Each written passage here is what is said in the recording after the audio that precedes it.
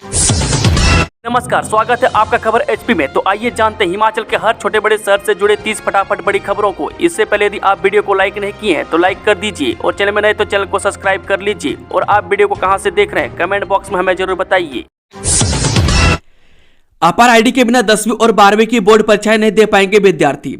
जी, Himachal Pradesh school शिक्षा board ने 10वीं और 12वीं की बोर्ड परीक्षाओं के लिए अपार आईडी को अनिवार्य कर दिया है। दोनों कक्षाओं के छात्र छात्राएं जिनके पास अपार आईडी नहीं होगी उन्हें आगामी परीक्षाओं में दिक्कतों का सामना करना पड़ सकता है। स्कूल शिक्षा बोर्ड ने 10वीं और 12वीं की बोर्ड परीक्षाओं के आवेदन के साथ अपार आईडी को भरना अनिवार्य कर दिया है। संबंधित स्कूलों को भी विद्यार्थियों की अपार आईडी के साथ उनके आवेदन पत्र भरने को कहा गया। जानकारी के अनुसार हिमाचल प्रदेश स्कूल शिक्षा बोर्ड मार्च 2026 में 10वीं और 12वीं कक्षा की परीक्षाओं का आयोजन करेगा। इसके लिए 10वीं और 12वीं कक्षाओं के आवेदन पत्र भरे जा रहे हैं। हिमाचल प्रदेश में होगी 4 वर्षीय बीएड डिग्री। इन 4 महाविद्यालयों का चयन शिक्षक भर्ती के लिए बदलेगी पात्रता। हिमाचल प्रदेश के सरकारी कॉलेजों में अब 4 वर्षीय बीएड डिग्री कोर्स शुरू होगा, जिसके लिए 4 महाविद्यालयों का चयन किया गया।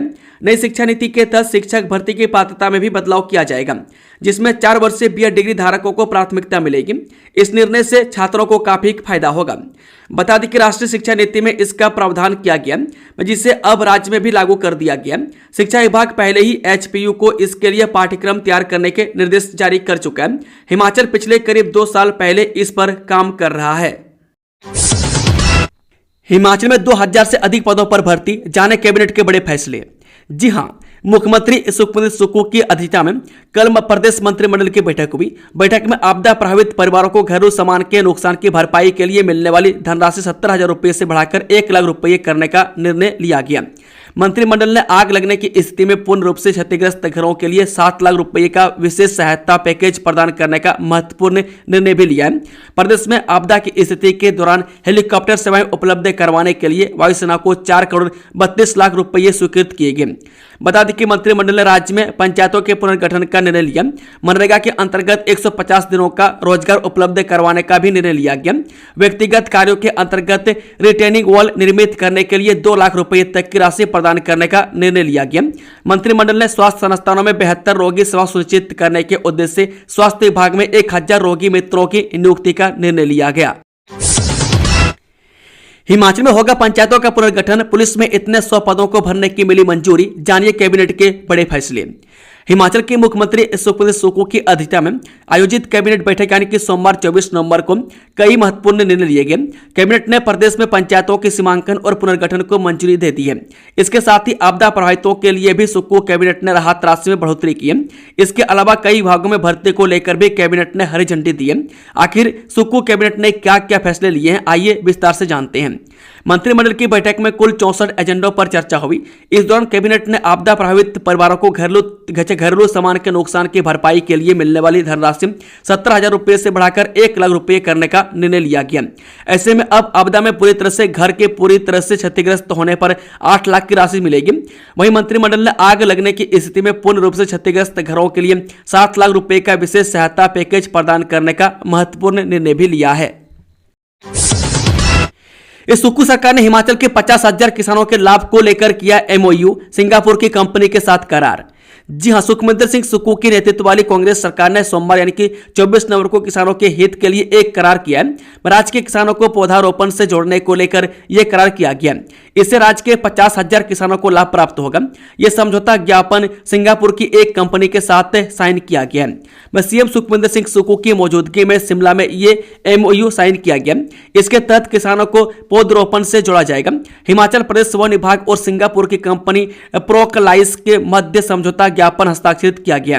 हिमाचल सरकार की तरफ से वन विभाग के मुखिया डॉक्टर संजय सूद और सिंगापुर की कंपनी की तरफ से सीईओ केविन कुमार कंदसामी ने साइन किए। बॉलीवुड के हीमैन धर्मेंद्र का निधन, फिल्म जगत में छाया मातम। जो लंबे समय से बीमार चल रहे बॉलीवुड के हीमैन और दिग्गज अभिनेता धर्मेंद्र का निधन हो गया। उन्होंने 89 साल की उम्र में अंतिम सांस ली। मैं दुखद यह है कि 8 दिसंबर को उनका जन्मदिन था, लेकिन उससे पहले ही उन्होंने दुनिया को अलविदा कह दिया। उनके निधन से बॉलीवुड में शोक की लहर दौड़ गई है। हालांकि उनके निधन पर परिवार से कोई भी आधिकारिक बयान नहीं आया, लेकिन न्यूज एजेंसियों ने इसकी पुष्टि कर दी है। बॉलीवुड की तमाम हस्तियां धर्मेंद्र के घर पहुंच रही है।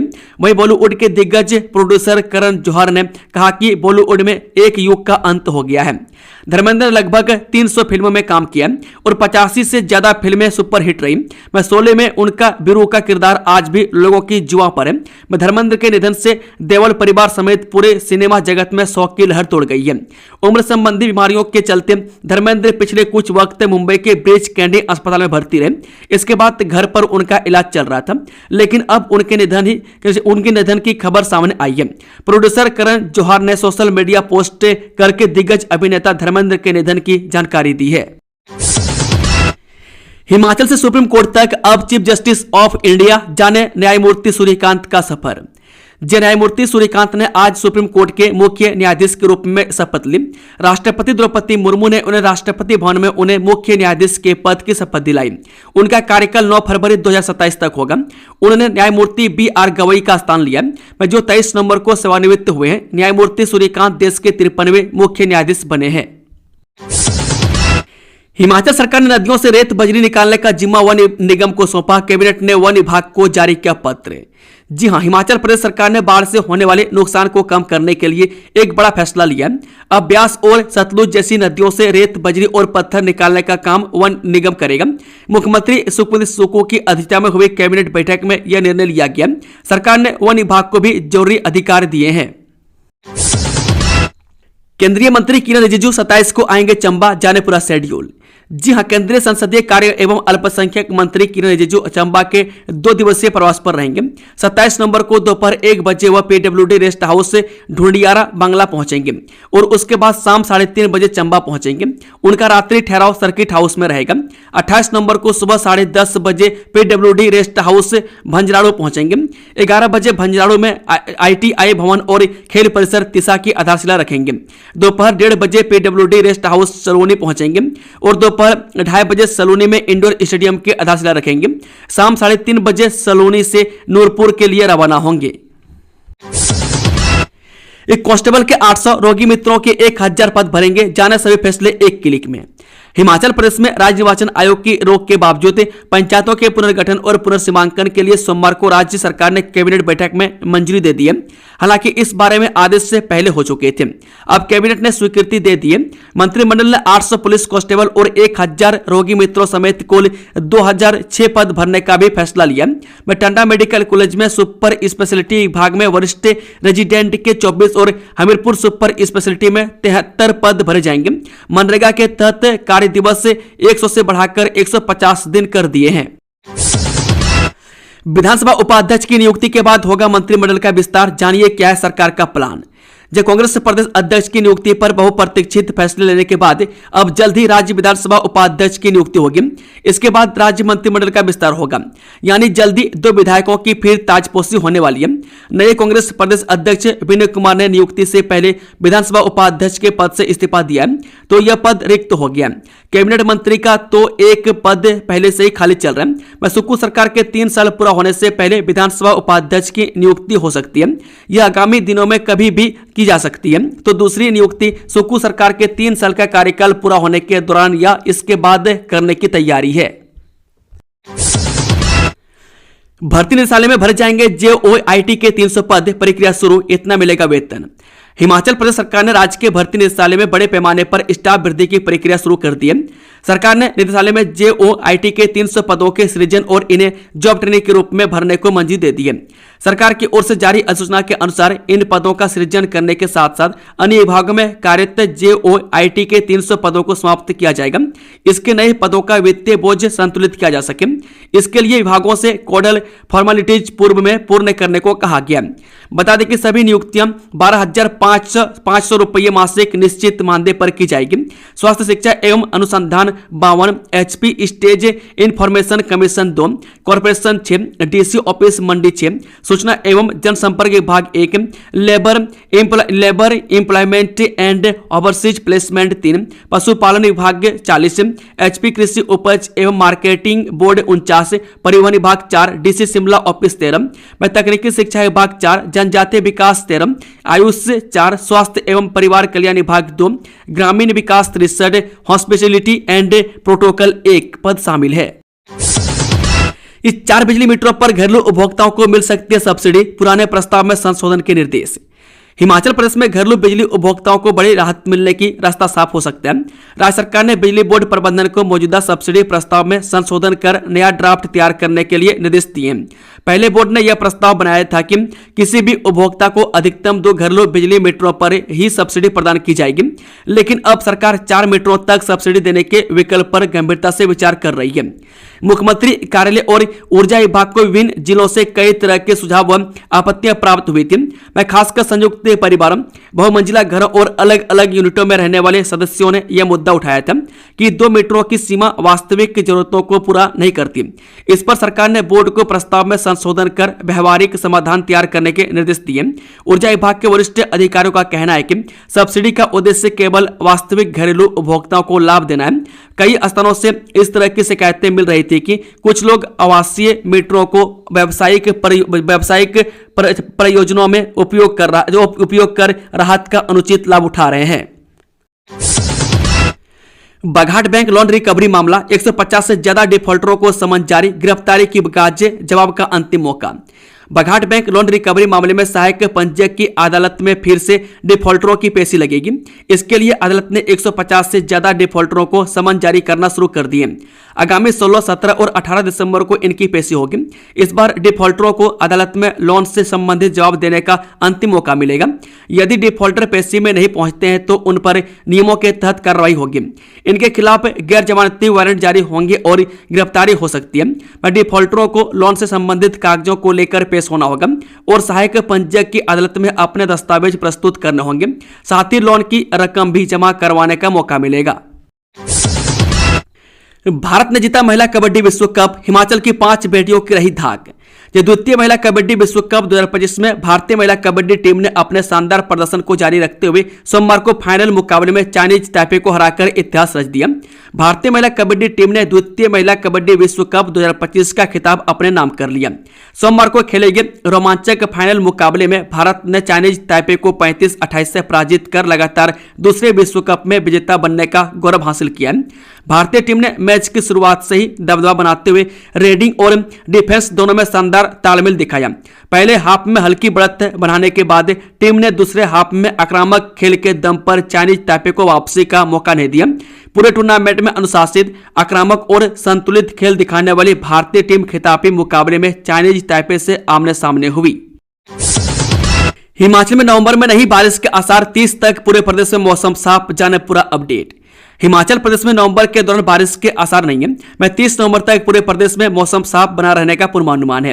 1 से 22 नवंबर तक हिमाचल में सामान्य से 92% कम बादल बरसे। में बारिश न होने के चलते शुष्क बने मौसम के कारण ताबों में रात का पारा -7 डिग्री तक पहुंच गया।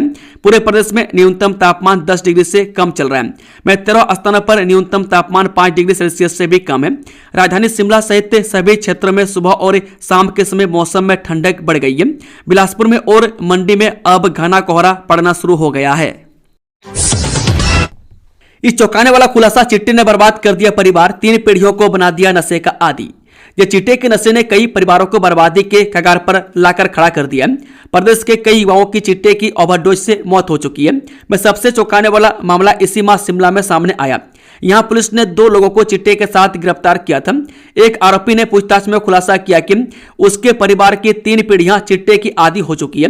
परिवार में दादा, बेटा और पोती चिट्टे की लत से पीड़ित थे। यह सुनकर पुलिस टीम के भी रोंगटे खड़े हो गए। इस कॉलेज की विद्यार्थी का पेपर रद्द, 1 साल तक नहीं दे पाएगा पेपर। जब ऊना के एक कॉलेज से एक विद्यार्थी की एमए इंग्लिश के पेपर की 2 आंसर शीट मूल्यांकन के लिए प्रदेश विश्वविद्यालय के पास पहुंचने के मामले पर कड़ी कार्रवाई की गई है। इस मामले की जांच करने के बाद उक्त विद्यार्थी का पेपर रद्द कर दिया गया। इसके अलावा विद्यार्थी 1 साल के लिए अब परीक्षा नहीं दे पाएगा। इस मामले में कॉलेज का क्लर्क भी दोषी पाया गया। उस पर कार्रवाई करते हुए उसे अब किसी भी परीक्षा ड्यूटी में शामिल नहीं किया जाएगा। इस जेबीटी अध्यापकों की भर्ती में आरक्षण से जुड़े मामले पर सुनवाई 27 को। जब प्रदेश हाईकोर्ट ने जेबीटी अध्यापकों की भर्ती में आरक्षण से जुड़े मामले पर सुनवाई 27 नवंबर को निर्धारित की गई है। इस मामले में कोर्ट ने चयन प्रक्रिया से जुड़ा रिकॉर्ड कोर्ट में पेश करने के आदेश दिए थे। इस मामले में कोर्ट ने 28 फरवरी के आदेश अनुसार शिक्षा विभाग द्वारा 14 नवंबर 2024 को जेबीटी शिक्षकों के 1161 पदों को बैच वाइज भरने हेतु जारी भर्ती प्रक्रिया के अंतिम परिणाम की घोषणा करने पर रोक लगा रखी है। न्यायाधीश संदीप शर्मा ने भर्ती नियमों के उल्लंघन का आरोप लगाने वाली याचिका की प्रारंभिक सुनवाई के पश्चात आदेश दिए थे कि शिक्षा विभाग हालांकि काउंसलिंग प्रक्रिया जारी रख सकता है, लेकिन अंतिम परिणाम न्यायालय की अनुमति के बिना तैयार नहीं किया जाएगा। इस शीतकालीन सत्र शुरू आगामी 10 दिनों तक धर्मशाला से चलेगी सरकार। हिमाचल प्रदेश विधानसभा का शीतकालीन सत्र बुधवार से धर्मशाला स्थित तपोवन में शुरू होगा। ऐसे में सत्र में शामिल होने के लिए सरकार मंगलवार दोपहर को शिमला से रवाना होगी और आगामी 10 दिनों तक प्रदेश सरकार धर्मशाला के प्रवास पर रहेगी। सूचना के अनुसार कुछ प्रशासनिक अधिकारी सत्र के दृष्टिगत सोमवार को धर्मशाला के लिए रवाना हुए, जबकि अन्य मंगलवार दोपहर तक जाएंगे। शीतकालीन सत्र से पहले कांग्रेस और भाजपा विधायक दल अपनी आगामी रणनीति तैयार करेंगे। कांग्रेस के विधायक दल की बैठक मुख्यमंत्री सुखविंदर सिंह सुक्खू और भाजपा की बैठक नेता विपक्ष जयराम ठाकुर की अध्यक्षता में होगी। प्रदेश में ताजा सियासी माहौल को देखा जाए तो सदन में सत्ता और विपक्ष के बीच गहमागहमी होने के आसार हैं। एचआरटीसी बसों में ऑनलाइन ट्रांजैक्शन में बड़ा उछाल, 14 लाख की ऑनलाइन पेमेंट। जी हां, एचआरटीसी में ऑनलाइन भुगतान प्रणाली को यात्रियों का जबरदस्त समर्थन मिल रहा है। बसों में दैनिक आधार पर ऑनलाइन ट्रांजैक्शन तेजी से बढ़ी है। वर्तमान में एचआरटीसी बसों में प्रतिदिन करीब 10,000 ऑनलाइन भुगतान दर्ज किए जा रहे हैं। डिजिटल माध्यमों से बढ़ रहे लेन देन से निगम की आय में भी वृद्धि हुई है।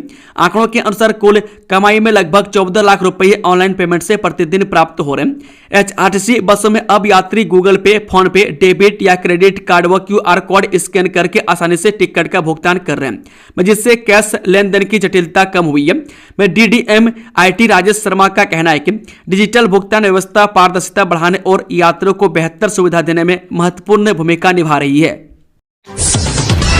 इस शैक्षणिक संस्थानों में कुत्तों के काटने की बढ़ती घटनाओं पर सुप्रीम कोर्ट गंभीर। देश के सुप्रीम कोर्ट ने विशेष रूप से शैक्षणिक संस्थानों में कुत्तों के काटने की बढ़ती घटनाओं पर गंभीर चिंता व्यक्त की है और सभी राज्य सरकारों और केंद्र शासित प्रदेशों को तत्काल निवारक और उपचारात्मक उपाय करने के लिए व्यापक निर्देश जारी किए हैं। जारी निर्देशों में छात्रावास सुविधाओं सहित या रहित स्कूलों, कॉलेजों, विश्वविद्यालयों और कोचिंग संस्थानों के परिसर में आवारा कुत्तों के प्रवेश पर रोक लगाने को कहा है। अधिकारियों को संस्थान परिसरों में आवारा कुत्तों के प्रवेश को रोककर छात्रों और कर्मचारियों की सुरक्षा सुनिश्चित करने के निर्देश दिए हैं। हिमाचल की पहाड़ियों से धर्मेंद्र का था गहरा नाता, इस शहर में बिताए थे यादगार पल। बॉलीवुड के सुनहरे दौर के सबसे प्रतिष्ठित और प्यारे अभिनेताओं में से एक धर्मेंद्र अब हमारे बीच नहीं रहे। 89 वर्ष की आयु में इस दिग्गज कलाकार ने अंतिम सांस ली, जिससे पूरा देवल परिवार और भारतीय सिनेमा जगत गहरे शोक में डूब गया। हीमैन के नाम से मशहूर धर्मेंद्र का जीवन पर्दे के पीछे भी काफी दिलचस्प रहा। उन्होंने 1954 में फिल्मों में आने से पहले ही महज 19 साल की उम्र में प्रकाश कौर से पहली शादी की थी।